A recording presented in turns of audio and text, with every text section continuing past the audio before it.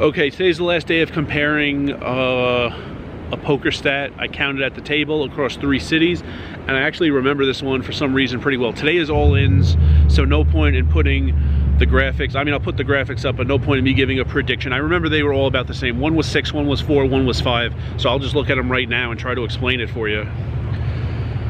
Out of 100 hands, California had 6 all-ins, Vegas had 4, Council Bluffs had 5. I thought the numbers would be really different. I thought California would have a lot. I thought Council Bluffs would have a lot. I thought they would be about tied.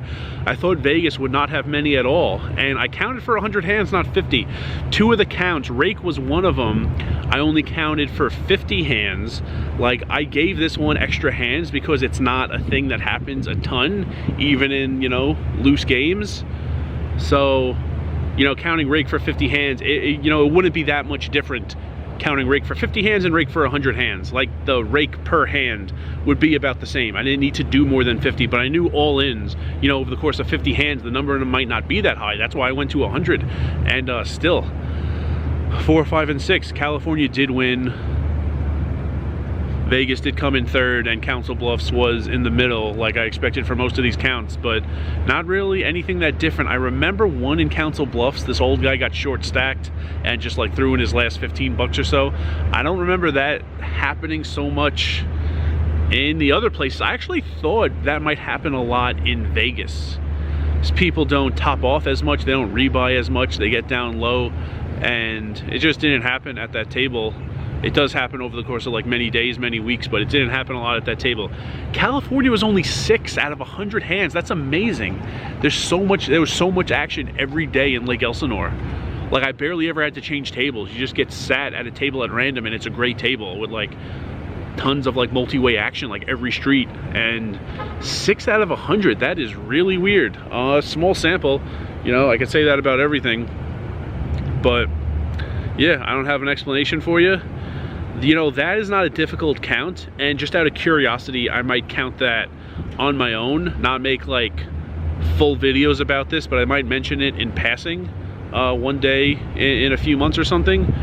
I might count it one day in Vegas. I have like a couple months left here. Maybe I count it in, I'm going to a World Series of Poker circuit stop before the year is done. You know, if I play on my way back east somewhere, I might count somewhere, because that, I'm really curious about that. That is really weird to only see 6 out of 100 hands in in Lake Elsinore. And my guess would be there are more in the long run if I did that many times. So I'm curious about it. I really don't feel like counting rake and average pot size.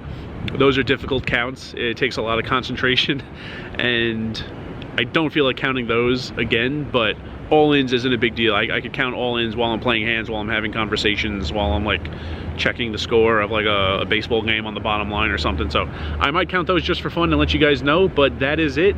Keep Track Week. Each city had its own week. The comparisons had their own week.